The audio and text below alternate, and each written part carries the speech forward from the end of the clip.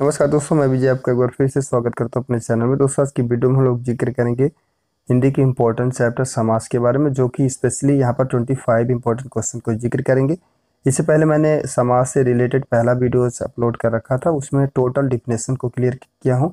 आपने नहीं देखा तो डिस्क्रिप्शन मैंने लिंक दिया, वहाँ से आप देख सकते हैं।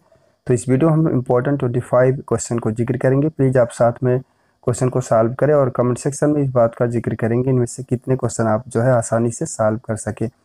और चैनल पे पहली बार दोस्तों विजिट कर रहे हैं तो प्लीज़ चैनल को जरूर सब्सक्राइब करें और अपने दोस्तों के साथ शेयर करना वीडियो को ना भूलें। यहाँ पर शुरुआत करेंगे फर्स्ट क्वेश्चन। जो पहला क्वेश्चन दिया गया, निम्नलिखित में कौन सा समास नहीं है। फर्स्ट अल्टरनेटिव की बात करेंगे अव्ययीभाव समास, और सेकंड की बात करेंगे कर्मकारक समास। एक्चुअल में बी अल्टरनेटिव ही आपका करेक्ट होगा, क्योंकि ये कोई समास नहीं है। सी की बात करेंगे द्वंद्व समास यहाँ पर दिया गया है। डी की अल्टरनेटिव की बात करेंगे बहुव्रीहि समास। तो यहाँ पर फर्स्ट अल्टरनेटिव और थर्ड की बात करेंगे और फोर्थ नंबर की बात करें तो बहुव्रीहि समास हो गया, द्वंद्व हो गया, अव्ययीभाव समास हो गया। यस, एक्चुअल में समास है। इन कर्मकारक की बात करेंगे तो समास के अंतर्गत नहीं होता, इसलिए इस फर्स्ट क्वेश्चन का बी अल्टरनेटिव करेक्ट होगा। सेकंड क्वेश्चन की बात करेंगे, कह रहा है कि किस समास में दोनों पद प्रधान होते हैं। फर्स्ट अल्टरनेटिव की बात करेंगे बहुव्रीहि समास, सेकंड तत्पुरुष समास, और सी अल्टरनेटिव की बात करेंगे द्वंद्व, और डी अल्टरनेटिव द्विग दिया गया है। तो यहाँ पर राइट आंसर की बात करेंगे तो सी अल्टरनेटिव होगा, क्योंकि यहाँ पर जैसे मान लीजिए माता पिता हो गया, सुख दुख हो गया, दोनों के बीच में योजक चिन्ह लगता है या और या अथवा लगता है, तो दोनों अपने आप में प्रधान होते हैं, दोनों संपूर्ण होते हैं। तो आपका जो आंसर होगा वो सी अल्टरनेटिव ही करेक्ट होगा। थर्ड क्वेश्चन की बात करेंगे। क्वेश्चन यहाँ पर एक्चुअली रिपीट हो गया है कि समास में दोनों पद प्रधान होते हैं। तो यहाँ पर जो सी अल्टरनेटिव आपका दिया गया है वो आपका करेक्ट होगा, मतलब द्वंद्व समास आपका करेक्ट होगा, जैसे कि मैंने भी जिक्र किया।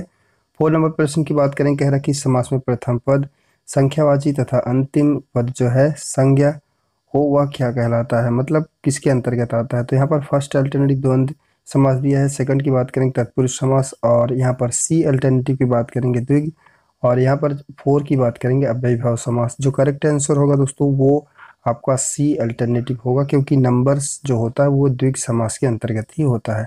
यहाँ पर 5 नंबर प्रश्न की बात करेंगे। दिया गया है कि बारहसिंघा जो है शब्द में समास है। तो यहाँ पर जो फर्स्ट अल्टरनेटिव बहुव्रीहि दिया है आपका राइट आंसर होगा, क्योंकि जो इंडिविजुअल अकेला हो ब्रह्मांड में वो विशेष तौर पे जो है बहुव्रीहि समास के अंतर्गत आता है। जैसे लंबोदर हो गया आपका और दशानन हो गया, ये सब बहुव्रीहि समास के अंतर्गत आते हैं।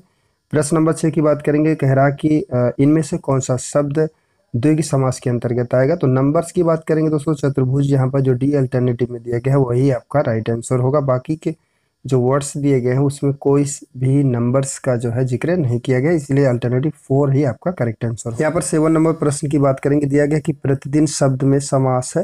पहले अल्टरनेटिव की बात करेंगे द्विग दिया है, सेकंड की बात करेंगे कर्मधारय दिया है, सी की बात करेंगे तत्पुरुष, और डी अल्टरनेटिव अव्ययीभाव।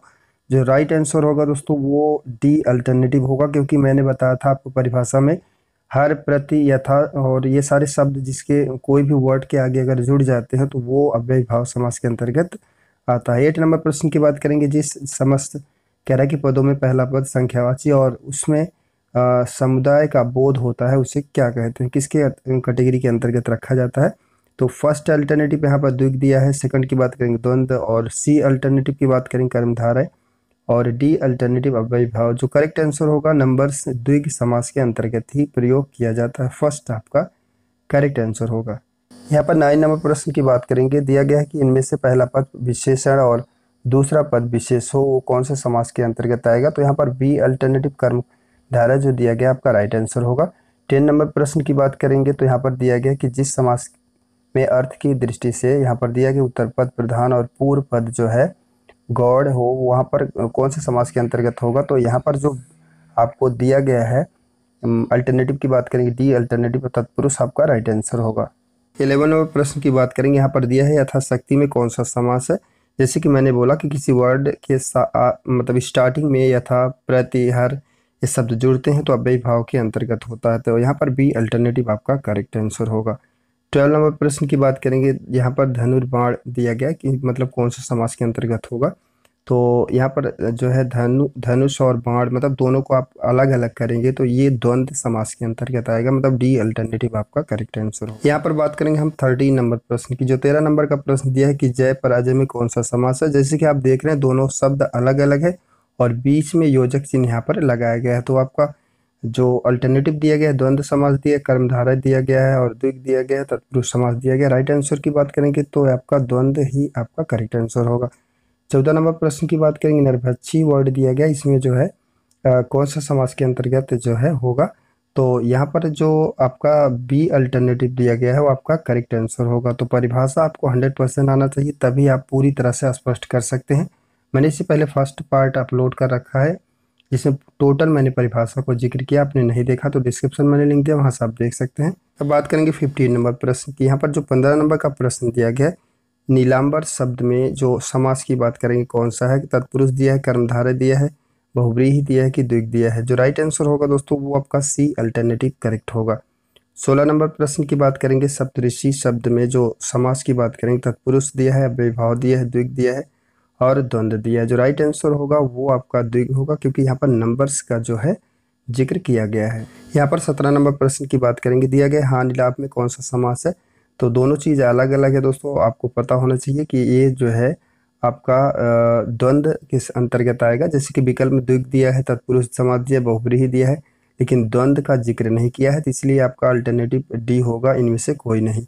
मतलब कि यहाँ पर हानि लाभ दोनों चीज़ें अलग अलग हैं और यहाँ पर योजक चिन्ह का इस्तेमाल किया, इसलिए द्वंद्व के अंतर्गत ये जो है आएगा। 18 नंबर की बात करेंगे, लंबोदर का जो है उदाहरण है कौन से किसके अंतर्गत। यहाँ पर बहुव्रीहि दिया है, द्वंद्व दिया है, द्विग दिया है और जो है कर्मधारय दिया है। जो राइट आंसर होगा दोस्तों वो आपका बहुव्रीहि समास के अंतर्गत जो है लंबोदर। 19 नंबर प्रश्न की बात करेंगे, दिया है यथा शीघ्र शब्द में समास क्या है। तो यहाँ पर भी यथा वर्ड को आगे जोड़ दिया गया है वर्ड में, तो आपका अव्ययभाव ही आपका करेक्ट आंसर होगा, मतलब फर्स्ट अल्टरनेटिव आपका राइट होगा।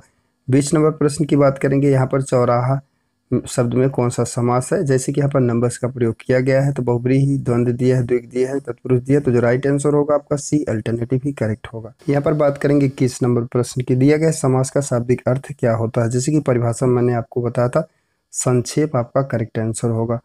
22 नंबर प्रश्न की बात करेंगे, दशानन क्या है, तो कौन सा समास के अंतर्गत होगा। द्विग होगा, बहुव्रीहि होगा, कर्मधारय होगा या द्वंद्व होगा। जो राइट आंसर होगा दोस्तों बी अल्टरनेटिव होगा, बहुव्रीहि। 23 नंबर प्रश्न की बात करेंगे, यहाँ पर दिया गया है कि रोग पीड़ित जो है कौन किसके समास के अंतर्गत आएगा। कर्मधारय यहाँ पर दिया है, द्वंद्व दिया गया है, बहुव्रीहि दिया है, तत्पुरुष दिया है। तो यहाँ पर रोग से पीड़ित मतलब कि ये मतलब तत्पुरुष के भाग के अंतर्गत आएगा, तो डी अल्टरनेटिव आपका करेक्ट होगा। 24 नंबर प्रश्न की बात करेंगे, प्रतिमान वर्ड दिया गया है, यहाँ भी जो है प्रतिमान वर्ड दिया है। और विकल्प की बात करें, कर्मधारय या अव्ययभाव दिया गया है, बहुव्रीहि दिया गया है और तत्पुरुष समास दिया गया है। जो राइट आंसर होगा दोस्तों वो आपका अव्ययभाव होगा, क्योंकि अब कई बार क्वेश्चन में मैंने जिक्र किया, जिस शब्द के आगे प्रति, हर, यथा ये सारे वर्ड जुड़ते हैं वो आपका अव्ययभाव के अंतर्गत आता है।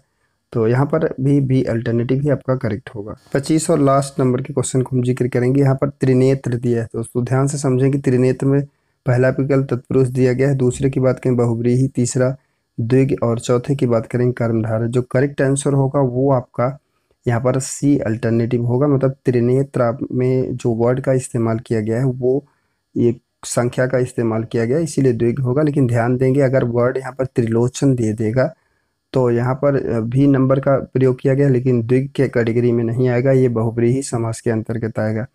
तो इस वीडियो में मैंने 25 इंपॉर्टेंट हिंदी के क्वेश्चंस को जिक्र किया जो समाज से रिलेटेड था दोस्तों। अगर वीडियो अच्छा लगे तो प्लीज़ लाइक शेयर सब्सक्राइब करना ना भूलें। मिलते हैं अगले वीडियो में।